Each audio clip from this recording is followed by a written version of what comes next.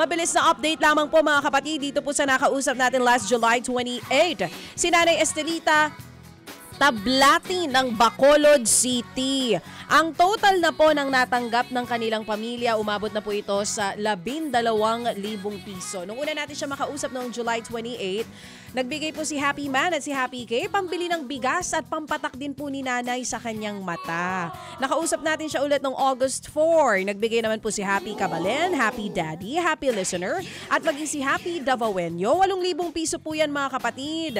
Ang sabi niya, gusto niya pong magpa-opera dahil doon po may kinalaman sa kanyang glaucoma.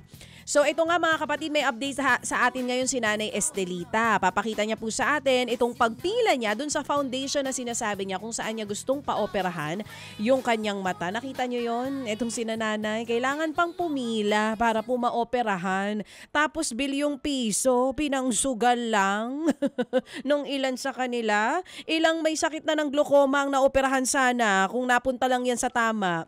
O ito mga kapatid, ang isang video pa po ni Nanay Estelita. Follow up check-up po at tinatanggal na po yung benda sa kanyang mata. At may pasasalamat din po si Nanay Estelita para po sa lahat ng mga nagtulong-tulong ng mga Happy Anonymous natin para po maipa-opera ang kanyang glaucoma. So sa mga nanonood po sa atin at nakikinig, narito po ang buhay at storya ni Nanay Estelita Tablatin mula pa po sa Bacolod City.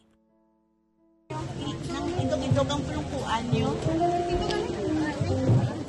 Ito na, nakapila na sina. Ang dami ding mga senior. Chine-check na po yung mata ni nanay. Ang daming senior na nakaupo, nag-iintay na makapagpa-opera din po mga kapatid. Dito yan, kay isang ko sa cancer. Ito na, operahan na. May benda po yung kanang mata. Seth Velasquez. Seth Velasquez, thank you daw.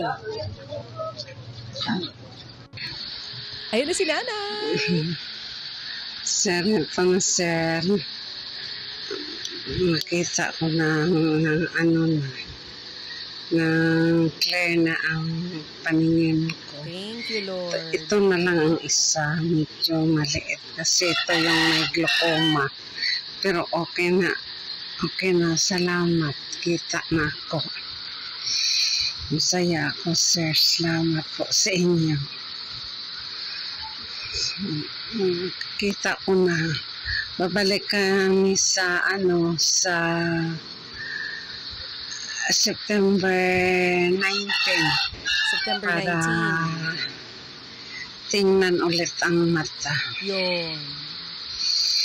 Salamat po sa inyo, sir. Yun. Maligaya ako. Maligaya din kami, nanay. Sa kahit certified Digisacha. Salamat po.